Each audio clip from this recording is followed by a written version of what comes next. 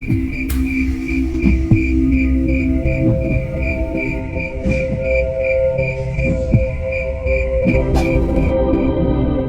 sudut pasar Wage, di bawah atap tenda biru yang mulai usang, Pak Karyo menggelar dagangannya seperti biasa.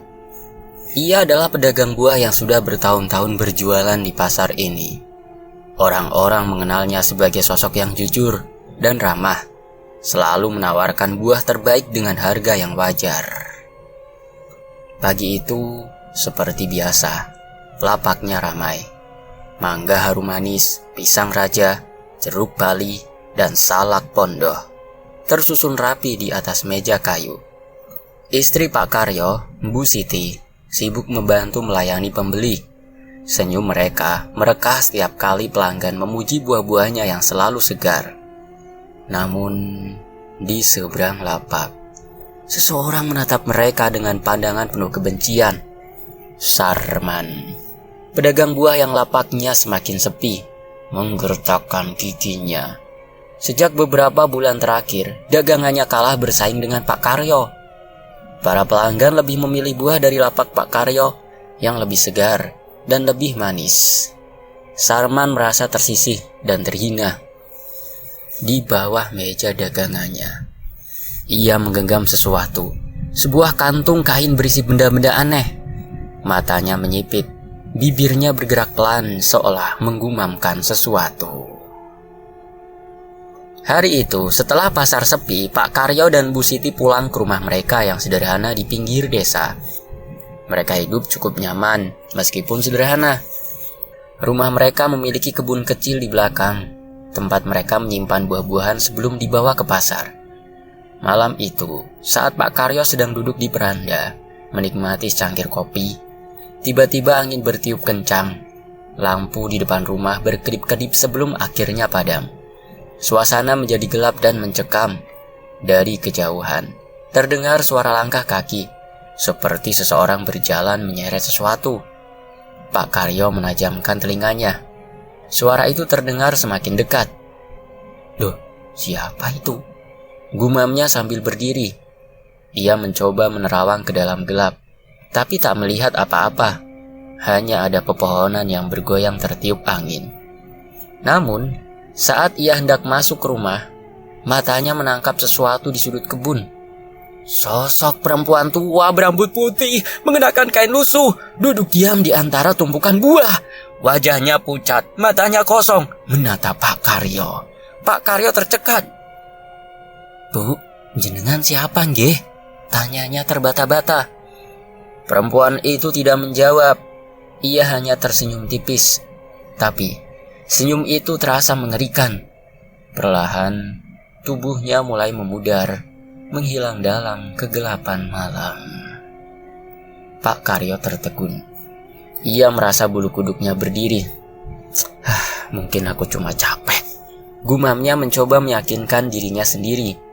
Namun, malam itu, ia sulit tidur. Setiap kali menutup mata, bayangan perempuan tua itu muncul dalam pikirannya. Keesokan paginya, Pak Karyo bergegas ke kebun untuk mengambil buah-buahan yang akan dijual. Namun alangkah terkejutnya ia saat melihat buah-buahan yang seharusnya masih segar telah membusuk dalam semalam. Mangga yang kemarin masih keras, kini mengeluarkan cairan busuk berbau menyengat. Pisang yang baru matang penuh dengan belatung. Bahkan jeruk-jeruk yang biasanya tahan lama, kini berjamur hitam. Pak Karyo menghela nafas. "Ini gak masuk akal," gumamnya. Bu Siti yang baru datang ikut kaget. "Pak, ini kenapa? Awang kemarin masih segar semua kok." Pak Karyo menggeleng. "Aku juga gak tahu. Apa karena cuaca ya, Bu?" Namun nalurinya mengatakan ini bukan hal biasa. Ia tetap membawa buah-buahan yang masih layak ke pasar, tapi hatinya gelisah. Di pasar, kejadian aneh kembali terjadi. Beberapa pelanggan yang membeli buahnya datang kembali dengan wajah marah. "Pak Karyo, buah yang saya beli busuk semua," kata seorang ibu parubaya. "Iya Pak, saya beli jeruk kemarin, sampai rumah kok sudah bau busuk," timbal yang lain. Pak Karyo hanya bisa meminta maaf dan mengganti buah mereka. Tapi dalam hati, ia tahu ada sesuatu yang tidak beres. Sementara itu, di seberang lapak Pak Sarman tersenyum puas. Ia memperhatikan dari jauh saat Pak Karyo menghadapi pelanggan yang kecewa. Ini baru permulaan, Karyo. Rasakan, bisiknya. Saat matahari mulai tenggelam, Pak Karyo menutup lapaknya dengan perasaan berat. Ia pulang dengan pikiran yang penuh kecemasan. Saat melewati rumah Mbah Wiryo, seorang dukun sepuh yang dihormati di desa, Pak Karyo memutuskan untuk singgah. Ia mengetuk pintu perlahan. Karyo, ada apa malam-malam begini? Tanya Mbah Wiryo dengan suara serak. Pak Karyo duduk di tikar tua dan menceritakan semua kejadian aneh yang ia alami. Mbah Wiryo mendengarkan dengan seksama, sesekali mengangguk. Setelah Pak Karyo selesai bercerita, Mbah Wiryo menarik nafas panjang. Karyo, ini bukan sekedar kebetulan. Aku mencium bau guna-guna di sekitarmu. Pak Karyo menelan ludah. Guna-guna, Mbah? Ya, ada seseorang yang iri padamu dan mengirimkan santet lewat buah-buahmu. Pak Karyo merinding. Ia langsung teringat Sarman, tapi ia masih ragu untuk menuduh tanpa bukti. Apa yang harus saya lakukan, Mbah? Semua berawal sebelum buah-buahan itu busuk. Ada sosok perempuan tua, Mbah. Mbah Wiryo berdiri dan mengambil sesuatu dari dalam laci kayunya. Sebuah jimat kecil berbentuk segitiga. Bawalah ini, Yok. Ini bisa menangkal energi negatif sementara waktu. Tapi untuk menghentikan guna-guna ini, kau harus menemukan siapa yang mengirimnya dan memutus sumbernya. Pak Karyo menerima jimat itu dengan tangan gemetar. Berhati-hatilah, Karyo, ujar Mbah Wiryo dengan nada serius.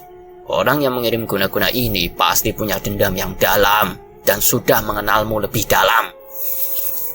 Pak Karyo mengangguk, lalu berpamitan. Saat ia berjalan pulang, hatinya masih dipenuhi tanda tanya. Siapa yang tega mengutuknya seperti ini? Dan apakah semua ini baru permulaan dari teror yang lebih besar? Di lain hari, Pak Karyo bangun pagi dengan tubuh terasa berat. Kepalanya pening, badannya menggigil seperti orang yang sedang sakit. Mimpi buruk tentang perempuan tua berambut putih terus menghantui tidurnya. Ia melirik jimat kecil pemberian Mbah Wiryo yang tergantung di dinding kamar. Bu Siti, istrinya, datang membawa segelas teh hangat. Pak, wajah sampean kok pucat banget. Semalam tidurnya ndak nyenyak ya? Pak Karyo hanya mengangguk pelan. Aku mimpi aneh lagi, Bu. Perempuan tua itu muncul lagi, Bu. Tapi kali ini dia memegang buah-buahan busuk dan melemparkannya ke aku sambil tertawa. Bu Siti merinding mendengarnya. Pak, apa mungkin ini ada hubungannya sama dagangan kita? Kenapa akhir-akhir ini banyak kejadian aneh? Pak Karyo terdiam. Ia tak ingin terlalu cepat menyimpulkan sesuatu. Dengan nafas berat, ia akhirnya bersiap pergi ke pasar seperti biasa. Sesampainya di pasar, Pak Karyo mendapati lapaknya dalam kondisi berantakan. Meja kayunya seperti ada yang menggeser, beberapa buah menggelinding ke tanah, dan anehnya, ada bau busuk yang menyengat dari bawah meja. Ia mengerutkan dahi, lalu menyingkap kain yang menutupi bagian bawah lapak. Saat itulah ia menemukan sesuatu yang membuatnya bergidik ngeri. Di bawah meja tersembunyi sebuah sesajen, bungkusan kain hitam berisi bunga layu, telur busuk, dan boneka kecil dari jerami yang penuh bercak darah kering. Pak Karyo langsung mundur dengan wajah pucat. Astagfirullah, siapa yang naruh ini? Bu Siti yang baru datang membawakan sarapan, ikut kaget melihat benda tersebut. Pak, ini guna-guna, Pak. Kita harus segera membuangnya. Namun, sebelum sempat mereka lakukan sesuatu, Seseorang pelanggan yang baru saja membeli buah dari lapaknya tiba-tiba berteriak kesakitan. "Aduh, perutku sakit." Seorang ibu parubaya memegangi perutnya, wajahnya menegang. Pak Karyo panik. Bu, sampean kenapa, Bu?" Ibu itu terduduk di tanah, wajahnya pucat pasi. "Buah yang saya beli dari lapakmu, setelah saya makan, perut saya langsung melilit." Orang-orang mulai berbisik-bisik. Beberapa pelanggan lain yang sebelumnya membeli dari Pak Karyo ikut merasa mual. "Pak Karyo, ini buahnya ada apa-apanya ya?" tanya salah satu dari mereka dengan curiga. Pak Karyo semakin bingung. Ia tahu betul kok buah-buahan yang ia jual selalu segar. Tapi kejadian ini semakin membuatnya yakin bahwa ada yang tidak beres. Sementara itu, di kejauhan, Sarman diam-diam tersenyum melihat kekacauan di lapak Pak Karyo. Setelah pasar mulai sepi, Pak Karyo memberanikan diri mendatangi lapak Sarman. Hatinya penuh curiga, meskipun ia belum memiliki bukti kuat. "Sarman," panggilnya dengan nada tegas. Sarman yang sedang menghitung uang hasil dagangannya menoleh dengan santai. Karyo, apa?" Pak Karyo menatap tajam. "Kau tahu sesuatu tentang guna-guna di lapakku kan?" Sarman menaikkan alisnya, berpura-pura terkejut. "Hah? Guna-guna? Ngawur kamu, Yok. Aku ndak tahu apa-apa. Jangan-jangan ada yang iri sama kamu kali." Pak Karyo mengepalkan tangan. "Aku gak mau menuduh tanpa bukti. Tapi sejak akhir-akhir ini daganganku mulai terkena sial. Daganganmu malah semakin laris. Kau yakin tidak tahu apa-apa, ha?" Sarman terkekeh pelan. Karyo, pasar itu soal persaingan, Yok. Kadang untung, kadang buntung. Mungkin sekarang giliranmu yang kena sial." Pak Karyo semakin geram. Tapi ia tahu percuma mendebat seseorang yang tidak mau mengaku. Dengan perasaan panas, ia meninggalkan Sarman dan kembali ke rumah. Di belakangnya Sarman tersenyum penuh kepenangan. Malam itu, teror kembali menghampiri. Bu Siti terbangun dengan nafas memburu. Keringat dingin membasahi tubuhnya. Ia baru saja mengalami mimpi yang sangat mengerikan. Dalam mimpinya, perempuan tua berambut putih itu muncul di tengah rumah mereka, memegang pisau besar dan berkata, "Buah-buahmu tidak boleh lebih laku dari milik cucuku. Kalian harus merasakan penderitaan yang sama." Bu Siti menoleh ke sisi tempat tidur dan melihat Pak Karyo juga gelisah dalam tidurnya. Keningnya berkerut, seakan sedang mengalami mimpi buruk yang sama. Tiba-tiba terdengar suara ketukan di jendela kamar mereka. Tuk tuk tuk tuk. Bu Siti menahan nafas. Ia melirik ke arah jendela, tapi yang terlihat hanya gelap pekat. Tuk tuk tuk. Ketukan itu semakin keras. Bu Siti menutup mulutnya agar tidak berteriak. Pak Karyo mendadak terbangun. Matanya langsung tertuju ke jendela. "Siapa itu?" tanyanya dengan suara serak. Tidak ada jawaban. Pak Karyo bangkit perlahan dan berjalan ke jendela dengan tangan gemetar. Ia menggeser tirai. Kosong. Namun saat ia hendak berbalik, tiba-tiba bayangan hitam melintas di depan jendela. Sosok perempuan tua itu berdiri di luar, menatapnya dengan mata kosong. Pak Karyo terkejut mundur saat ia membuka jendela untuk melihat lebih jelas. Sosok itu sudah menghilang. Bu Siti langsung menangis ketakutan. "Mas, kita harus pergi ke Mbak Wiryo sekarang juga." Pak Karyo mengangguk. Ia tahu mereka tidak bisa lagi mengabaikan semua ini. Sesampainya di rumah Mbak Wiryo, dukun sepuh itu sudah seperti menunggu mereka. Wajahnya serius, seolah sudah tahu apa yang sedang terjadi. "Kalian datang di waktu yang tepat," katanya pelan. "Aku sudah merasakan ada energi jahat yang semakin kuat di sekitar kalian dengan jimat penangkal yang sudah aku berikan kepada Karyo." Pak Karyo dan Bu Siti duduk bersila di hadapan Mbah Wiryo, menceritakan semua kejadian yang mereka alami sejak pagi. Mbah Wiryo menghela nafas panjang. "Kalian harus tahu, ini bukan sekedar guna-guna biasa. Ini adalah santet yang dikirim dengan dendam yang mendalam." Dendam? Pak Karyo mengerutkan kening. Mbah Wiryo mengangguk. Dan perempuan yang muncul dalam mimpi kalian, dia bukan sekedar ruh biasa. Dia punya urusan yang belum selesai di dunia ini. Pak Karyo menelan ludah.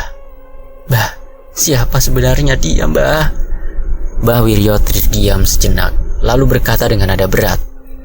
Aku punya firasat buruk, Karyo. Perempuan itu mungkin ada hubungannya dengan seseorang yang kau kenal. Seseorang yang ingin menghancurkanmu. Pak Karyo dan Bu Siti saling berpandangan. Mereka tahu semua petunjuk mengarah pada satu orang, Sarman. Namun jika benar ada dendam lama yang belum terselesaikan, maka mereka bukan hanya berhadapan dengan pesaing yang licik, tapi juga sesuatu yang jauh lebih berbahaya dari yang mereka bayangkan. Pak Karyo dan Bu Siti pulang dari rumah Mbah Wiryo dengan hati yang semakin gelisah. Mereka tahu masalah ini bukan lagi sekedar bisnis yang tersaingi, melainkan sesuatu yang lebih gelap, kutukan yang mungkin bisa merenggut nyawa mereka. Malam itu, mereka tidur dengan jimat pemberian Mbah Wiryo digantung di atas tempat tidur. Tapi, meskipun sudah berusaha untuk beristirahat, tidur mereka tetap tak nyenyak. Sekitar tengah malam, suara-suara aneh kembali terdengar. Kali ini bukan hanya ketukan di jendela, tapi juga suara langkah kaki di sekitar rumah. Pak Karyo membuka matanya perlahan dari balik tirai jendela. Ia melihat bayangan hitam berjalan mengelilingi rumah mereka. Sesosok perempuan tua dengan rambut kusut berdiri di halaman. Wajahnya menunduk, tubuhnya bergoyang seolah sedang merintih kesakitan. Kalian harus merasakan penderitaan yang sama. Suaranya bergema di telinga Pak Karyo. Meskipun mulut perempuan itu tidak bergerak, tubuh Pak Karyo mendadak kaku, seperti ada sesuatu yang menekan dadanya. Ia berusaha bangun, tapi tak bisa. Bu Siti yang tidur di sampingnya tiba-tiba menggigil hebat. Pak, dingin banget, Pak, bisiknya dalam tidur. Pak Karyo memejamkan mata, membaca doa dalam hati. Sekuat tenaga, perlahan tubuhnya kembali bisa digerakkan. Saat ia membuka mata, sosok itu sudah menghilang. Namun, ketenangan itu hanya berlangsung sesaat. Dari dapur, terdengar suara sesuatu yang jauh. Briak! Benda jatuh. Bu Siti terlonjak bangun. Mas, suara apa itu? Pak Karyo segera bangkit dan berjalan ke dapur. Lampu dapur berkedip-kedip dan di lantai terlihat tumpukan buah yang sudah busuk berceceran. Yang membuatnya semakin ngeri adalah di tengah tumpukan buah busuk itu ada jejak kaki kecil yang mengarah keluar rumah. Seolah-olah sesuatu telah masuk dan kini telah pergi. Keesokan harinya, meskipun masih didera rasa takut, Pak Karyo tetap pergi ke pasar. Bagaimanapun ia harus mencari nafkah. Namun saat ia sampai di pasar, suasana di lapaknya terasa berbeda. Tidak ada pelanggan yang mendekat. Mereka hanya berjalan melewati lapaknya. Beberapa bahkan meliriknya dengan pandangan penuh curiga. Pak Karyo mencoba tersenyum dan menawarkan dagangannya. Ayo, ayo, mangga manis, jeruk segar, pisang raja, murah-murah. Namun tak ada satupun yang berhenti. Seorang ibu yang biasanya menjadi langganannya hanya menggeleng dan berbisik. Maaf Pak Karyo, saya dengar buah di lapak sampean kena guna-guna. Saya takut kalau beli nanti malah kenapa-napa. Pak Karyo terdiam. Jadi kabar itu sudah menyebar ke seluruh pasar. Ia menghela nafas berat dan melihat ke sekeliling. Di seberang lapaknya, Sarman terlihat sibuk melayani pelanggan. Lapaknya justru semakin ramai. Pak Karyo mengepalkan tangannya. Ia tahu ini pasti ulah Sarman. Namun sebelum ia bisa mengambil tindakan, sesuatu yang lebih aneh terjadi. Di sudut pasar, seorang wanita tua berpakaian lusuh duduk bersila. Wajahnya tertutup rambut panjang yang kusut dan tangannya gemetar saat memasukkan sesuatu ke mulutnya. Pak Karyo memperhatikan wanita itu dengan dahi berkerut. Ada sesuatu yang aneh darinya. Ketika wanita itu menoleh ke arahnya, mata mereka bertemu. Mata perempuan itu hitam legam, kosong tanpa cahaya. Senyumnya melebar, mengungkapkan gigi-gigi hitam dan busuk. Pak Karyo terinyak. Itu aja perempuan yang menghantuinya dalam mimpi. Seketika tubuhnya lemas, kakinya terasa berat untuk melangkah. Perempuan itu masih menatapnya sambil tertawa kecil. Tangannya meraih sesuatu dari keranjang di sampingnya. Sepotong mangga busuk penuh belatung yang kemudian ia kunyah dengan lahap. Pak Karyo ingin berteriak, ingin lari, tapi tubuhnya seolah terkunci. Tiba-tiba perempuan itu berbisik dengan suara parau. "Usaha ini bukan milikmu. Kau tak seharusnya mengambilnya dariku." Pak Karyo tersentak. Sebelum ia bisa bereaksi lebih jauh, perempuan itu menghilang di antara kerumunan pasar. Seolah-olah ia tak pernah ada di sana. Pak Karyo terduduk lemas. Ia kini yakin ruh yang menghantuinya bukan sekedar ilusi. Malamnya, saat Pak Karyo dan Bu Siti sedang makan malam, terdengar suara ketukan di pintu.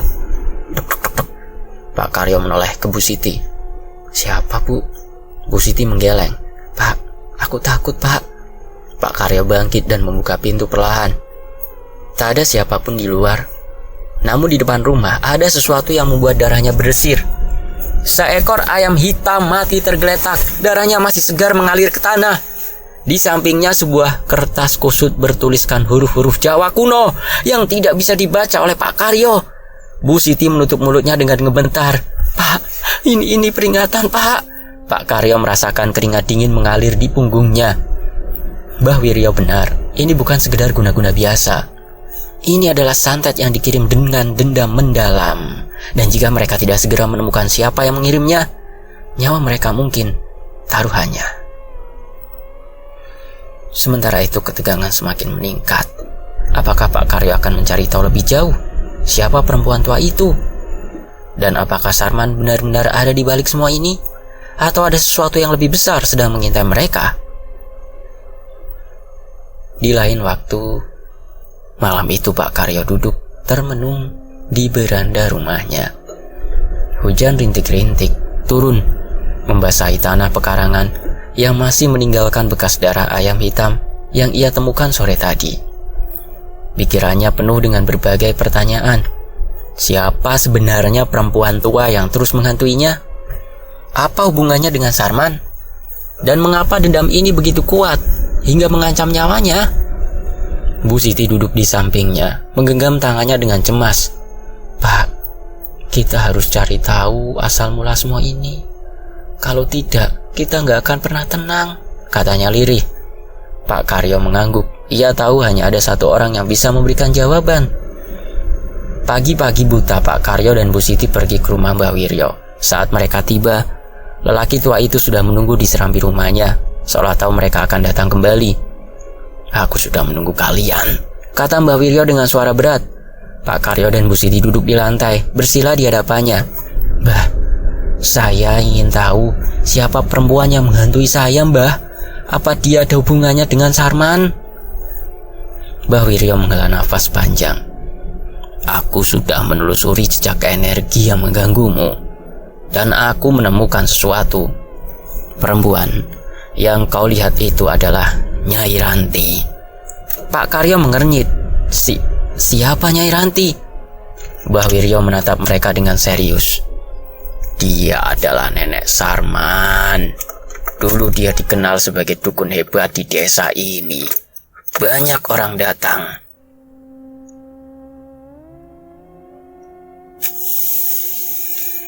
Banyak orang datang kepadanya untuk meminta pengobatan, mencari ilmu atau sekedar bertanya tentang nasib. Tapi kemudian dia dituduh melakukan santet terhadap seorang juragan kaya di desa ini. Warga marah, rumahnya dibakar, dan dia diusir dari desa. Beberapa orang bilang dia meninggal di hutan, penuh dendam dan kutukan." Pak Karyo merinding. Jadi arwahnya masih bergentayangan, Mbah?" Mbah Wiryo mengangguk. "Ya, dan dia tidak hanya bergentayangan, dia masih menjalankan dendamnya. Kau tahu kenapa dia mengganggumu?" Pak Karyo menggeleng. Mbah Wiryo melanjutkan. "Ketika Nyai Ranti diusir, Sarman masih kecil. Mereka hidup dalam penderitaan. Nyai Ranti selalu menyimpan dendam pada desa ini. terutama pada para pedagang yang menolak membantu keluarganya.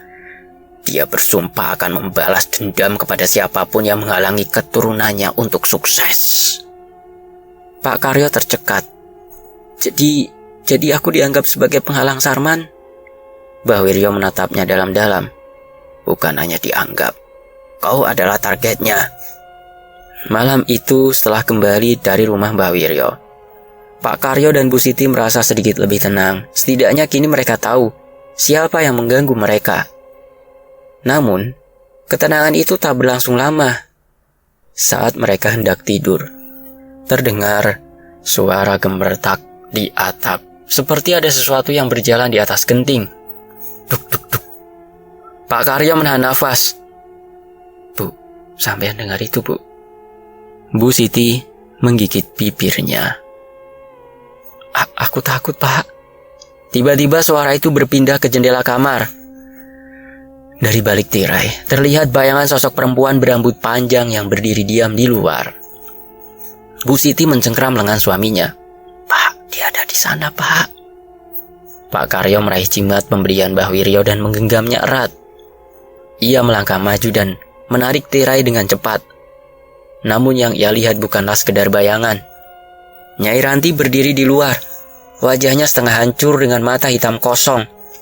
Bibirnya tersenyum menyeringai, memperlihatkan gigi-gigi yang busuk.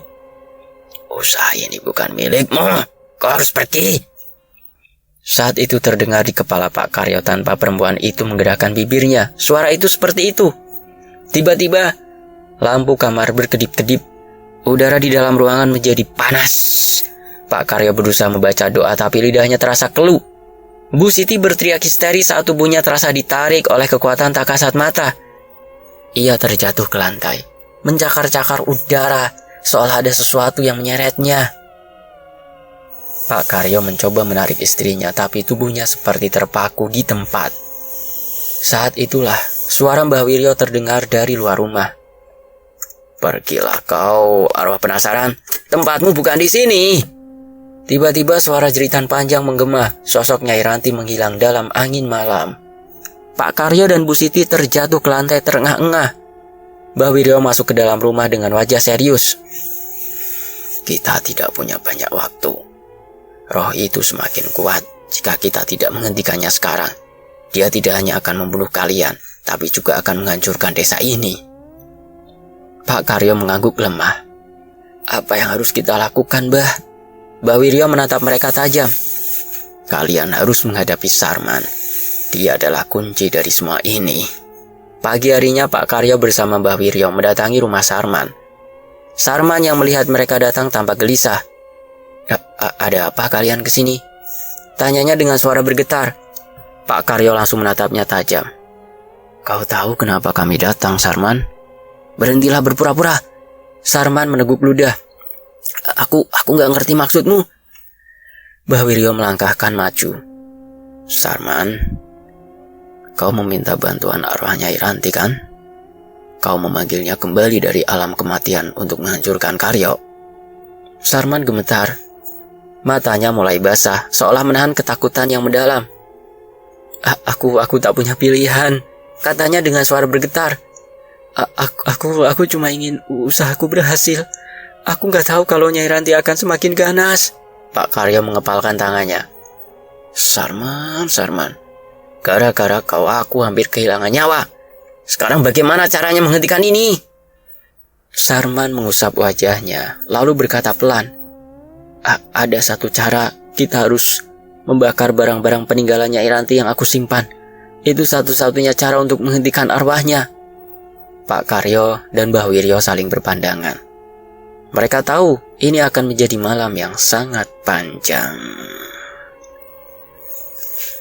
Malam itu, langit tampak lebih gelap dari biasanya. Angin berhembus kencang, membawa hawa dingin yang menusuk tulang. Pak Karyo, Bu Siti, Sarman, dan Mbah Wiryo berkumpul di halaman belakang rumah Sarman. Di hadapan mereka, ada sebuah kotak kayu tua yang sudah lapuk, peninggalan Nyai Ranti. Di dalam kotak itu terdapat kain kafan kusam, beberapa perhiasan emas yang sudah berkarat. dan sebuah gelang batu hitam yang dipercaya sebagai jimat milik Nyai Ranti.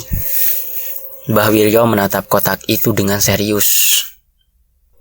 Barang-barang ini adalah pengikat antara arwah Nyai Ranti dengan dunia ini. Jika kita membakarnya, maka dia tidak akan punya alasan untuk tetap berada di sini. Pak Karyo menggenggam tangan istrinya erat. Sementara Sarman berdiri agak menjauh. Wajahnya dipenuhi kecemasan. Apa ini benar-benar akan berhasil, Mbah? Tanyanya dengan suara gemetar. Mbah Wiryo hanya mengangguk. Kita tidak punya pilihan lain. Mbah Wiryo menyiapkan ritual. Ia menyalakan dupa dan mengitari kotak kayu itu sambil melantunkan doa-doa dalam bahasa Jawa kuno. Bara api dari kayu yang mereka kumpulkan mulai menyala, siap membakar semua peninggalan Nyai Ranti. Namun sebelum api bisa menyentuh kotak itu, angin tiba-tiba bertiup sangat kencang. Asap dupa berputar-putar di udara, membentuk pusaran yang semakin membesar. Dari dalam kegelapan, terdengar suara yang sudah tak asing lagi bagi Pak Karyo.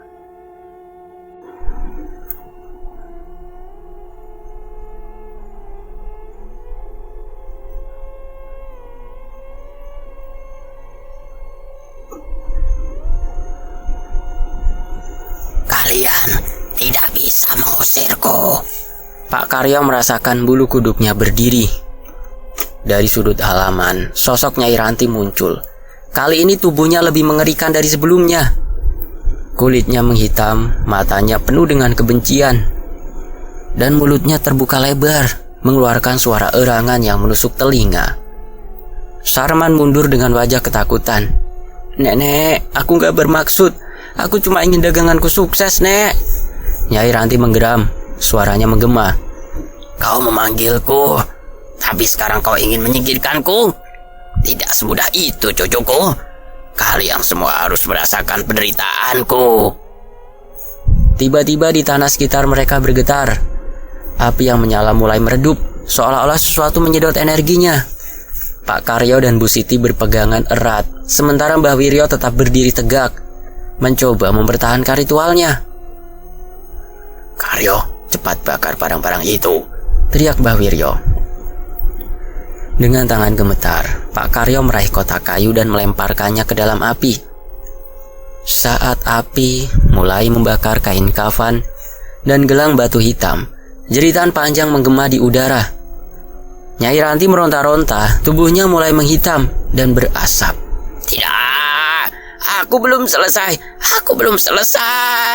Sosoknya mulai mengecil, perlahan memudar bersama asap yang naik ke langit, hingga akhirnya ia menghilang sepenuhnya. Angin yang tadinya berhembus kencang tiba-tiba berhenti. Suasana menjadi sunyi.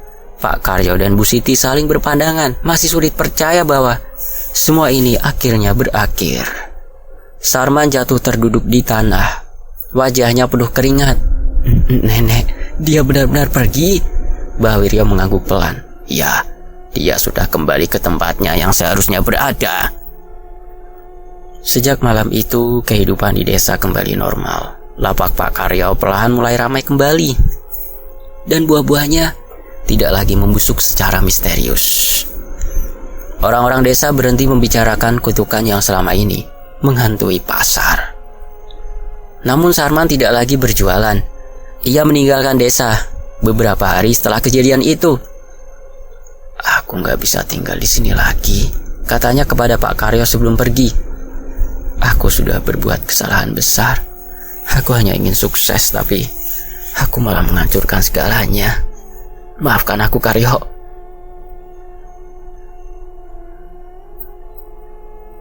Pak Karyo tidak menyimpan dendam.